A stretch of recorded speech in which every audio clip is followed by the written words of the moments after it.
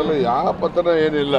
ಅವರು ಹೇಳಿದಾರಲ್ಲ, ನಾನು ಆತ್ಮಸಾಕ್ಷಿ ಅನುಗುಣವಾಗಿ ಕೆಲಸ ನಿರ್ವಹಿಸಲಿಕ್ಕೆ ಸಾಧ್ಯ ಆಗಲ್ಲ, ಅದಕ್ಕೆ ರಾಜೀನಾಮೆ ಕೊಟ್ಟಿದ್ದೀನಿ ಅಂತ ಒಂದು ಹೇಳಿದ್ದಾರೆ.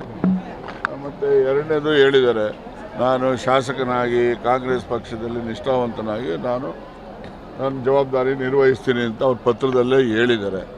ಅದರಲ್ಲಿ ಅದು ಹೇಳಿದ್ಮೇಲೆ ಇನ್ನು ವಿಶೇಷತೆ ಏನಿದೆ? ಯಾವ ಟ್ರಬಲ್ ಶೂಟರ್ ನೀವು ಮಾಡಿರೋ ಟ್ರಬಲ್ ಶೂಟರು? ಹಂಗಿದ್ಮೇಲೆ ಅಸ್ಸಾಂಗೆ ಹೋಗಿ ಯಾಕೆ ಟ್ರಬಲ್ ಶೂಟ್ ಆಗಲಿಲ್ಲ ಹಂಗಾರೆ? ಸುಮ್ಮನೆ ಏನೋ ಒಂದು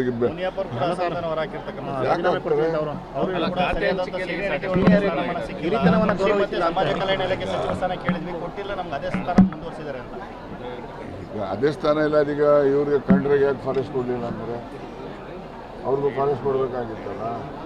ಈಗ ಡಾಕ್ಟ್ರಿಗೆ ಹೋಮ್ ಕೊಡಬೇಕಾಗಿತ್ತು, ಅವ್ರಿಗೆ ಯಾಕೆ ರೆವಿನ್ಯೂ ಕೊಟ್ಟಿರ್ತಾರೆ?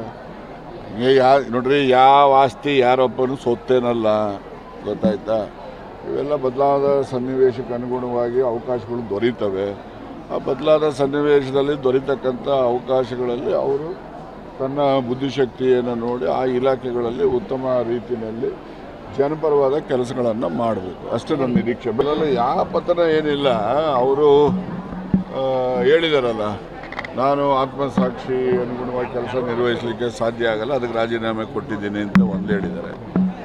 ಮತ್ತು ಎರಡನೇದು ಹೇಳಿದ್ದಾರೆ, ನಾನು ಶಾಸಕನಾಗಿ ಕಾಂಗ್ರೆಸ್ ಪಕ್ಷದಲ್ಲಿ ನಿಷ್ಠಾವಂತನಾಗಿ ನಾನು ನನ್ನ ಜವಾಬ್ದಾರಿ ನಿರ್ವಹಿಸ್ತೀನಿ ಅಂತ ಅವ್ರ ಪತ್ರದಲ್ಲೇ ಹೇಳಿದ್ದಾರೆ. ಅದರಲ್ಲಿ ಅದು ಹೇಳಿದ್ಮೇಲೆ ಇನ್ನು ವಿಶೇಷತೆ ಏನಿದೆ? ಯಾವ ಟ್ರಬಲ್ ಶೂಟರ್ ನೀವು ಮಾಡಿರೋ ಟ್ರಬಲ್ ಶೂಟರು? ಹಂಗಿದ್ಮೇಲೆ ಅಸ್ಸಾಂಗೆ ಹೋಗಿ ಯಾಕೆ ಟ್ರಬಲ್ ಶೂಟ್ ಆಗಲಿಲ್ಲ ಹಂಗಾರೆ? ಸುಮ್ಮನೆ ಏನೋ ಒಂದು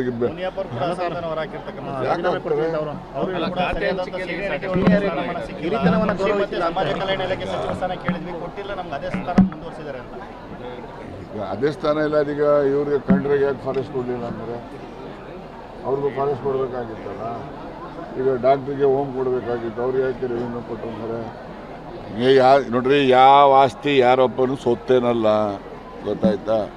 ಇವೆಲ್ಲ ಬದಲಾದ ಸನ್ನಿವೇಶಕ್ಕೆ ಅನುಗುಣವಾಗಿ ಅವಕಾಶಗಳು ದೊರೀತವೆ. ಆ ಬದಲಾದ ಸನ್ನಿವೇಶದಲ್ಲಿ ದೊರೀತಕ್ಕಂಥ ಅವಕಾಶಗಳಲ್ಲಿ ಅವರು ತನ್ನ ಬುದ್ಧಿಶಕ್ತಿಯನ್ನು ನೋಡಿ ಆ ಇಲಾಖೆಗಳಲ್ಲಿ ಉತ್ತಮ ರೀತಿಯಲ್ಲಿ ಜನಪರವಾದ ಕೆಲಸಗಳನ್ನು ಮಾಡಬೇಕು, ಅಷ್ಟೇ ನನ್ನ ನಿರೀಕ್ಷೆ.